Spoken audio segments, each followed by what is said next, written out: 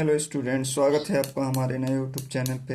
जैसे कि आप जानते हैं कि हम आपके लिए class 10th UP board Hindi medium science का नया बैच स्टार्ट करने जा रहे हैं, जिसमें हम फिजिक्स, केमिस्ट्री और बायो के सभी टॉपिक को बहुत डिटेल से पढ़ेंगे। साथ ही हम हर टॉपिक के इम्पॉर्टेंट क्वेश्चन के बारे में भी आपको बताएंगे, जो बोर्ड एग्ज़ाम में हर साल पूछे जाते हैं। हमारी जो क्लासेस रहेंगी पूरे हफ्ते में 3 दिन रहेंगी, शुक्रवार, शनिवार और रविवार को। शुक्रवार को हमारी केमिस्ट्री की क्लास चलेगी, शनिवार को बायो की क्लास चलेगी और रविवार को हमारी फिजिक्स की क्लास चलेगी। और ये सारी क्लासें हमारे यूट्यूब चैनल पर आपको मिल जाएगी। हमारा यूट्यूब चैनल @चित्रकूट स्टडी पर ये सारी क्लासें आपको मिल जाएंगी। तो आइए हम आज के टॉपिक के बारे में स्टार्ट करते हैं। आपकी क्लास की कौन से चैप्टर से कितने क्वेश्चन और किस टॉपिक के बारे में डिस्कस करना है। चलिए आइए स्टार्ट करते हैं। जैसे कि आज हमारी क्लास है, केमिस्ट्री की क्लास है, तो आइए हम स्टार्ट करते हैं कि केमिस्ट्री का पहला चैप्टर क्या है। पहले चैप्टर का नाम है रासायनिक अभिक्रिया एवं समीकरण।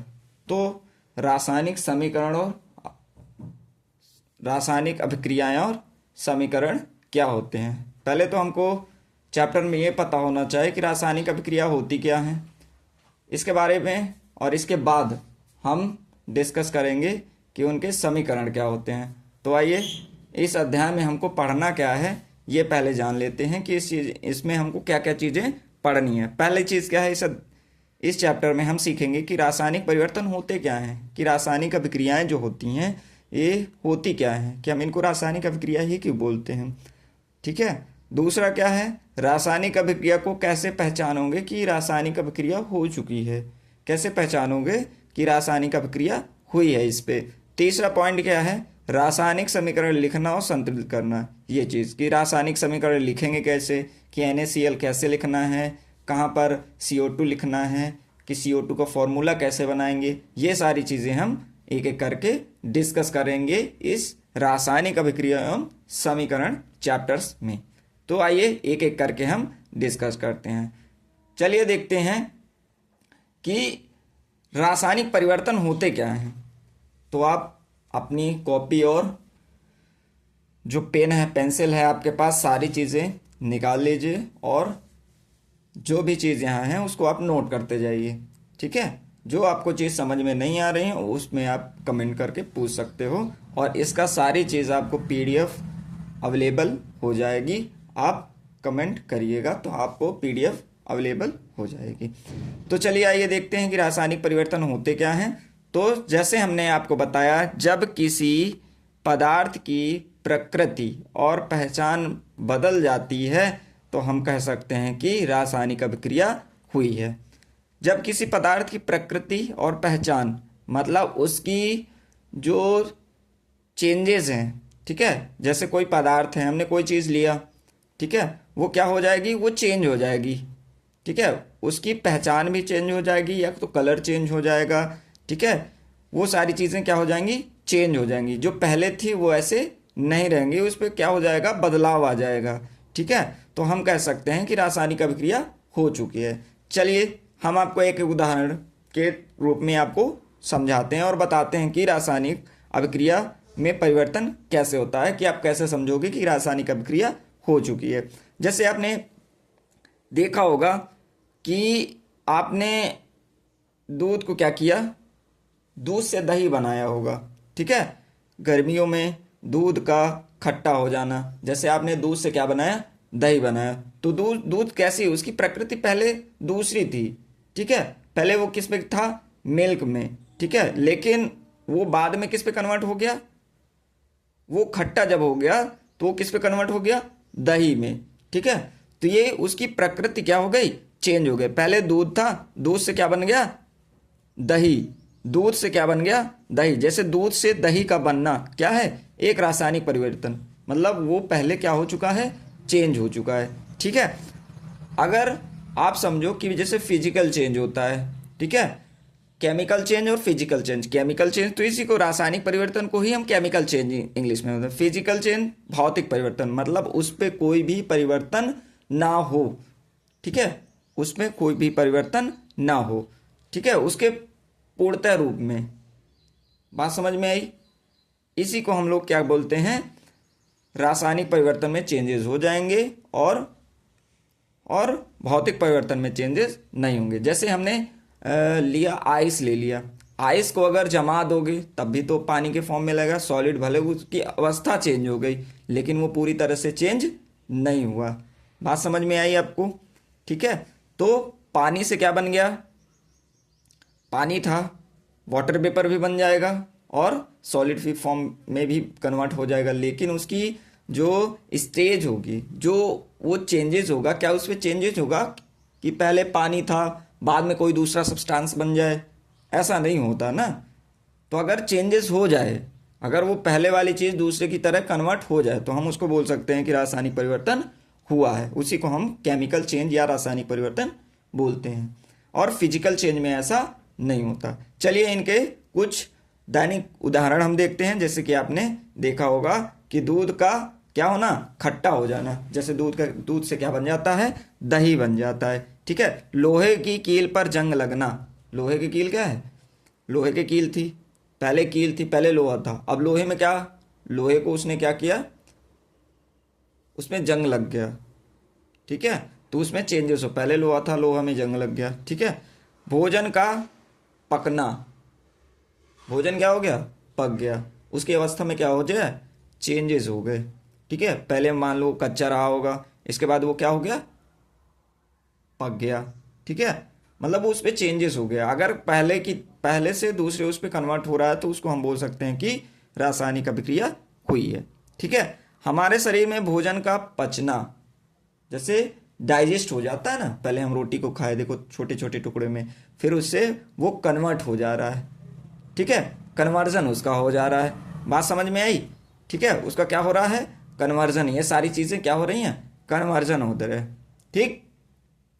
अब हम सांस भी ले रहे हैं, सांस क्या कर रहे हैं, ले रहे हैं, तो ऑक्सीजन ले रहे हैं और CO2 क्या कर रहे हैं, चेंज कर रहे हैं, ठीक है, मतलब बाहर निकाल रहे हैं। तो मतलब इस पे क्या हो रहा है, चेंजेस हो रहा है। मतलब हमने O2 लिया और CO2 को क्या किया, बाहर किया, तो मतलब इस पे भी क्या हो रहे हैं, चेंजेस हो रहे हैं।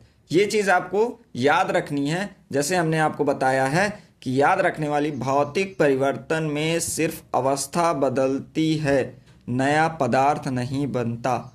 मतलब उसकी जो स्टेज हुए, सॉलिड, लिक्विड, गैस, मतलब अगर स्टेज की बात की जाए कितनी स्टेज होती हैं तो आपको बताना होगा कि 3 अवस्थाएं, ठोस, द्रव और गैस, 3 अवस्थाएं होती हैं, ठोस, द्रव और गैस।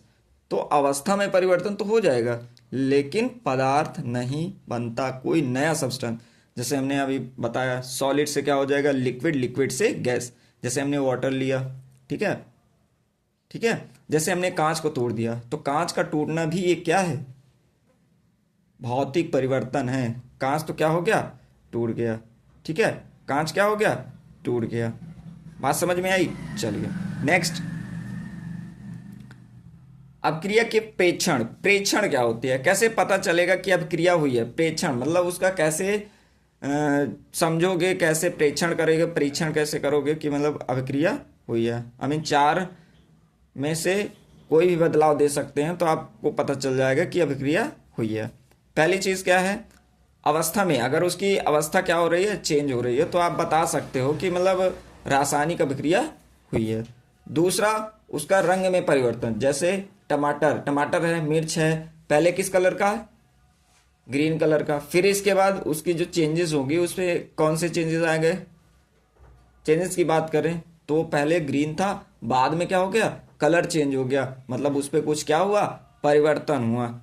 इसके बाद गैस का निकास या उत्सर्जन, जैसे कि हमने आपको अभी बताया कि O2 क्या कर रहे हैं, ले रहे हैं, और CO2 को क्या कर रहे हैं, बाहर निकाल रहे हैं, ठीक है, गैस का निकलना। तीसरा क्या है, तापमान में परिवर्तन। तापमान में क्या करना, तापमान में, इसके बाद जो नेक्स्ट है, तापमान में क्या हो जा रहा है, परिवर्तन हो रहा है, मतलब उसका टेम्परेचर क्या हो रहा है, चेंज हो रहा है तब भी हम कह सकते हैं कि रासायनिक अभिक्रिया हुई है। कैसे पता चलेगा कि रासायनिक अभिक्रिया हो सकती है? ये आपका 2 नंबर के लिए वेरी वेरी इंपॉर्टेंट है कि कैसे पता करेंगे कि इसके अवस्था में परिवर्तन हुआ, रंग में परिवर्तन हुआ, गैस का निकलना और तापमान में परिवर्तन भी क्या बताता है कि रासायनिक अभिक्रिया हुई है। इसके बाद नेक्स्ट क्या है?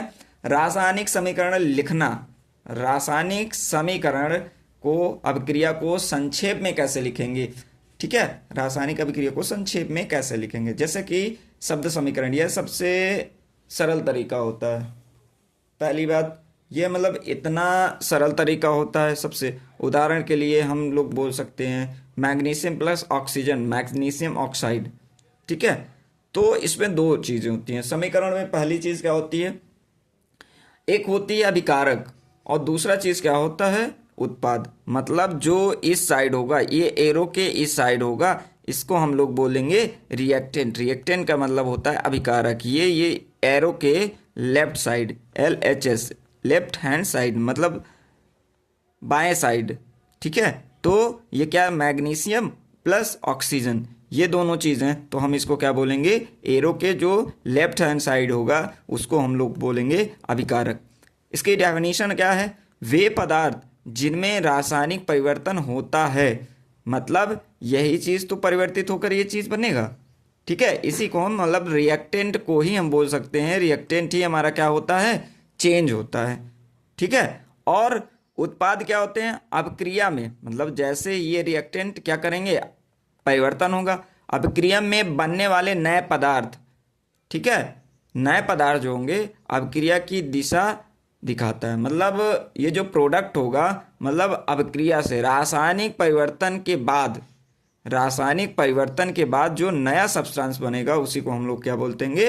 प्रोडक्ट बोलेंगे। इसी को हम लोग उत्पाद बोलेंगे। मतलब जो रासायनिक अभिक्रिया में बनने वाले पदार्थ होंगे, जो इधर RHS साइड, मतलब ये राइट हैंड साइड है, ये लेफ्ट हैंड, ये लेफ्ट हैंड साइड है और ये राइट हैंड साइड है। ठीक है, तो इससे जो प्रोडक्ट रासायनिक अभिक्रिया के बाद ये जो नया प्रोडक्ट बनेगा, इसी को हम लोग क्या बोलेंगे? उत्पाद बोलेंगे। बात समझ में आई? जैसे हमने बोला कि हमारे पास A प्लस B, A और B। ठीक है, जैसे हमने बताया कि हमारे पास A और B, तो जो नया सब्सटेंस बनेगा ये क्या बनेगा? AB बनेगा। ठीक है, जो नया सब्सटेंस बनेगा वो क्या बनेगा? AB। जैसे हमने A प्लस B ले लिया, ठीक है, A मान लो मैग्नीशियम A है और ये B है, तो AB, तो जो नया चीज़ बनेगा क्या बनेगा? AB बनेगा कि नहीं? हाँ, तो यही AB बताता है कि जो नया AB बना इसी को हम लोग क्या बोलेंगे? प्रोडक्ट बोलेंगे। बात समझ में आई? चलो नेक्स्ट चलते हैं। जो लेफ्ट हैंड साइड होता है उसको क्या बोलेंगे? अभिकारक, और जो राइट हैंड साइड होगा उसी को हम लोग बोलेंगे उत्पाद बोलेंगे। अब हमारे बाद दिमाग में एक चीज़ आती होगी कि रासायनिक समीकरण को लिखना कैसे है? रासायनिक समीकरण को लिखना कैसे है? तो रासायनिक समीकरण को लिखने का हमारे पास कई मेथड से लिख सकते हैं। इसके लिए हम सबसे पहले ये सारी चीज़ें बता दे रहे हैं, फिर इसके बाद हम आपको पीरियोडिक टेबल के बारे में एक वीडियो बनाएंगे जिससे आप रासायनिक समीकरण को लिखना और पहचानना आसानी से समझ जाओगे। शब्दों की जगह रासायनिक सूत्र का प्रयोग करते हैं। मतलब जैसे कोई चीज़ लिख दिया, जैसे कार्बन डाइऑक्साइड हमने लिख दिया, तो उसको क्या लिखते हैं? Carbon dioxide. तो कार्बन डाइऑक्साइड को हम लोग क्या लिखा? CO2, carbon dioxide. ठीक है, इसी तरह हम अगर बताएं कि कार्बन डाइऑक्साइड लिखा कैसे गया, यही चीज़ तो है रासायनिक समीकरण लिखना। ठीक है, केमिकल फॉर्मूला लिख करके ही हम उसका रासायनिक समीकरण लिखते हैं। पहला चीज़, उदाहरण के लिए जैसे हमने मैग्नीशियम और ऑक्सीजन ले लिया, तो इसी तरह समीकरण को क्या करते हैं? इक्वल करते हैं। जैसे मैग्नीशियम प्लस ऑक्सीजन MgO कैसे बना? मैग्नीशियम प्लस ऑक्सीजन को हमने क्या किया? रिएक्शन कराई, तो हमारा क्या बन गया? MgO, magnesium oxide. रासायनिक समीकरण इक्वेशन, इसी को हम लोग क्या करते हैं? रासायनिक समीकरण बोलते हैं। ठीक है, यह समीकरण असंतुलित है क्योंकि तीर के दोनों ओर तत्वों के परमाणु की संख्या समान नहीं है। जैसे हमने अब इसको बोला MgO तो हमारा बन गया, ठीक, ये हमारा बनेगा जो केमिकल है, तो हमको पता होता है कि ऑलरेडी बनेगा क्या। रिएक्शन करवाते हैं तो हमको पता चल जाता है ये चीज़ ऐसे बनेगी। ठीक है, रासायनिक समीकरण लिखना और रासायनिक समीकरण बनाना, ये हम आपको एक नए वीडियो में बताएंगे कि रासायनिक समीकरण बनाते कैसे हैं। ठीक है, रासायनिक समीकरण बनाना और एक रासायनिक फॉर्मूला जो होता है इसको कैसे बनाएंगे। यही समीकरण असंतुलित अनबैलेंस्ड है, मतलब मैग्नीशियम कितना है, मैग्नीशियम 1 है, इधर मैग्नीशियम 1 है, लेकिन यहाँ पर ऑक्सीजन 2 है, यहाँ पर ऑक्सीजन 1 है, तो मतलब ये क्या है, अनबैलेंस है। मतलब कह सकते हैं कि जितना LHS होगा उतना ही हमारा RHS होना चाहिए। बात समझ में आई। ठीक है, जितना हमारा मैग्नीशियम है उतना मैग्नीशियम तो है, लेकिन हमारा ऑक्सीजन 2 है, यहाँ ऑक्सीजन 1 है, फिर भी क्या है, ये आपस में अनबैलेंस्ड है। बात समझ में आई।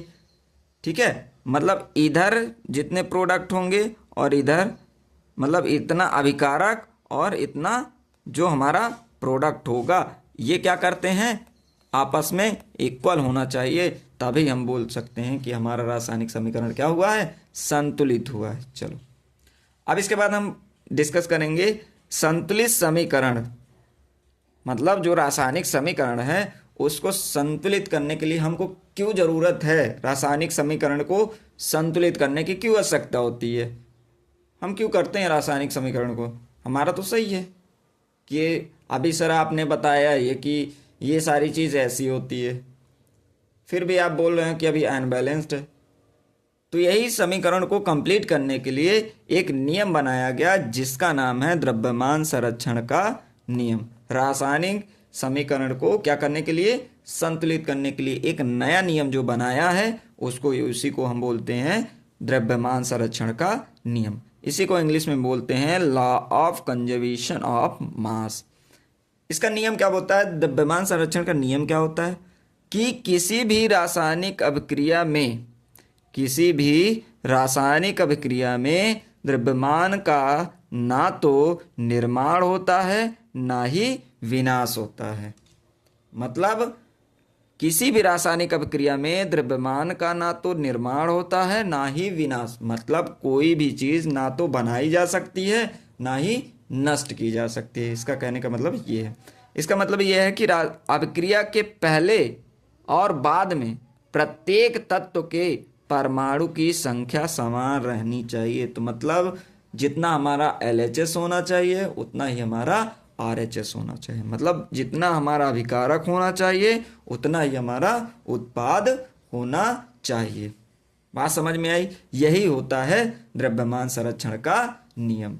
मतलब ये आता है बोर्ड एग्जाम में, किसी भी रासायनिक की द्रव्यमान संरक्षण का नियम लिखे, 1 नंबर या 2 नंबर में पूछ लेगा। किसी भी रासायनिक अभिक्रिया में द्रव्यमान का ना तो निर्माण होता है और ना ही विनाश।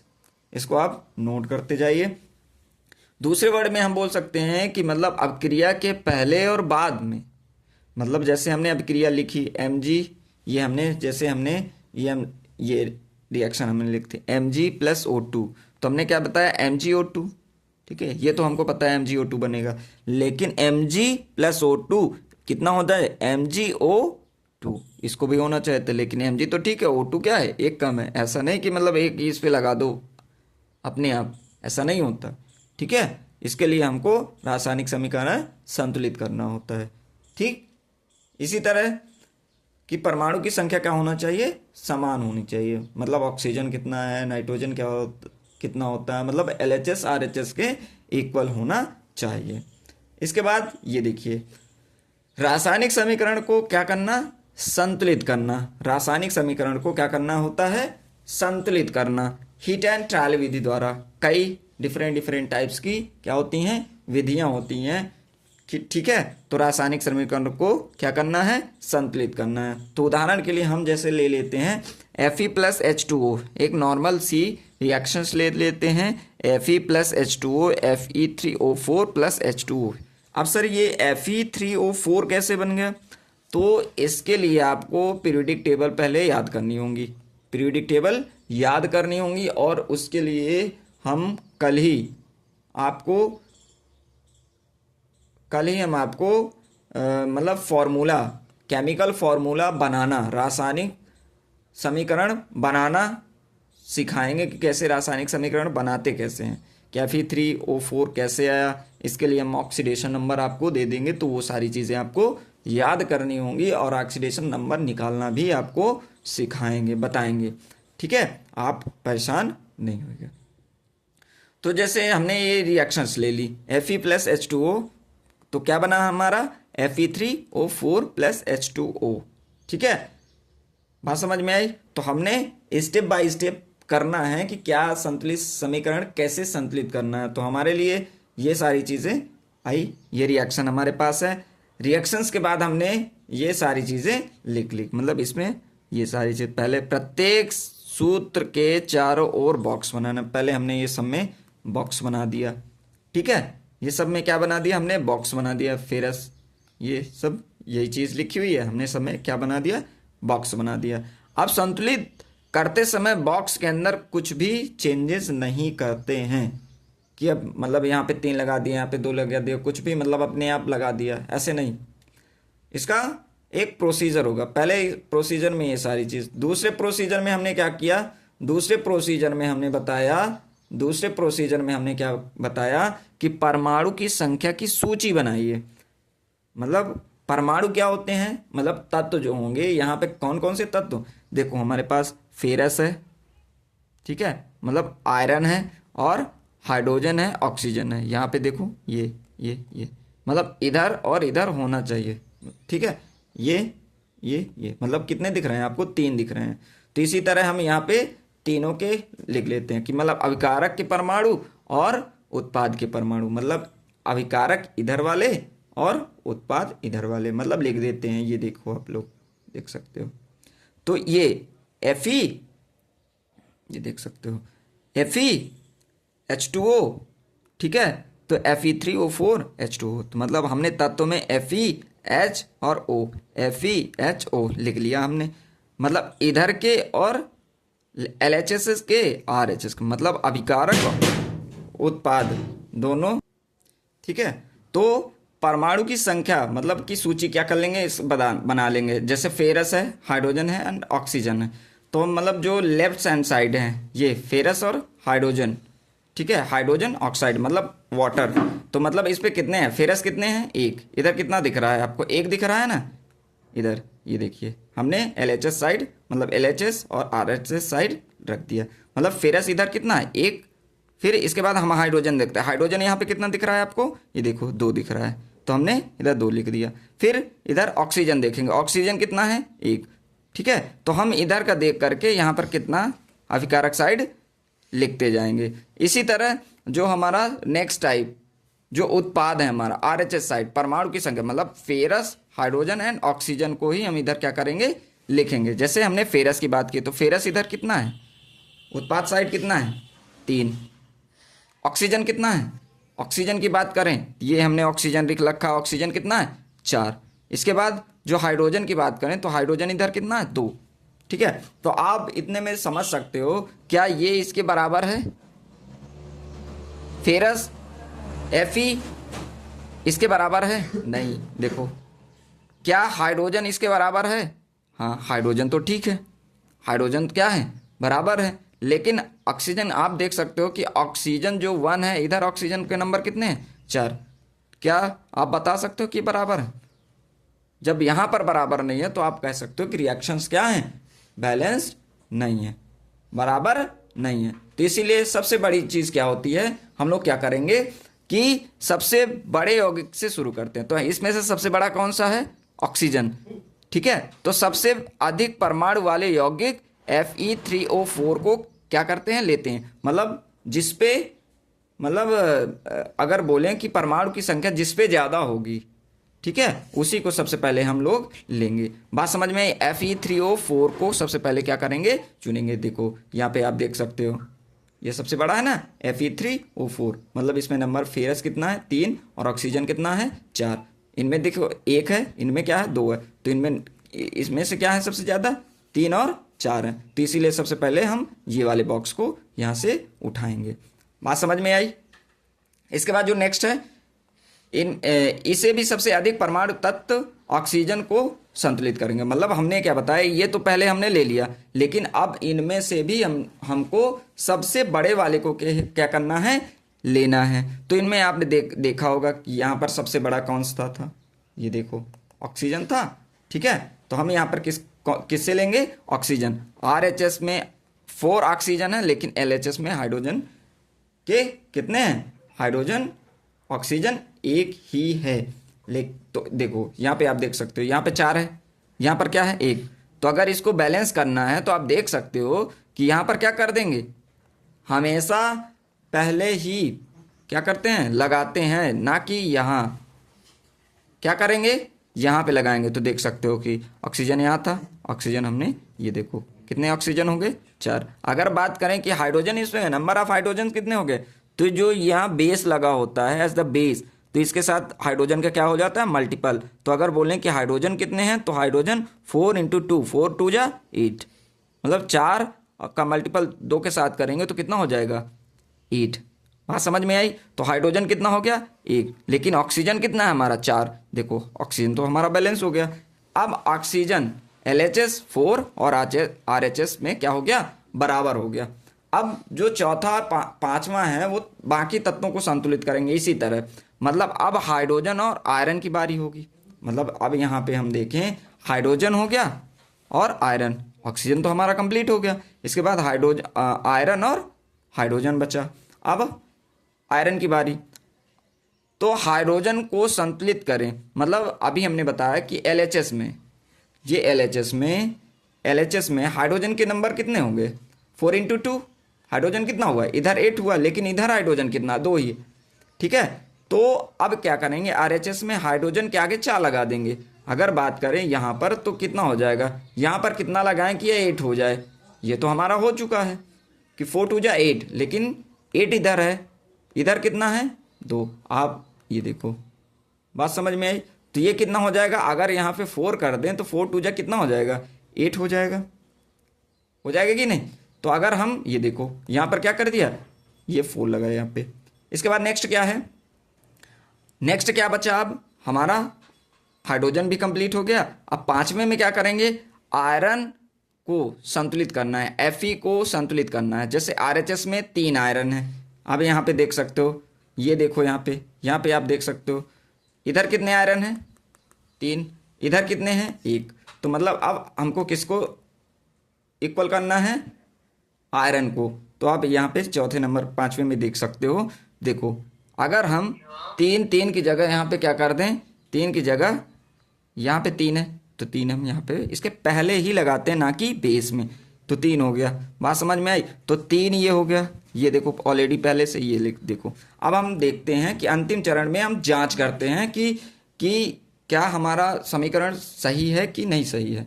इसके बाद नेक्स्ट क्या है, अंतिम चरण में हम लोग क्या करेंगे, अंतिम जांच के लिए जांच करेंगे कि हमारा रासायनिक समीकरण संतुलित है, सही है कि नहीं सही।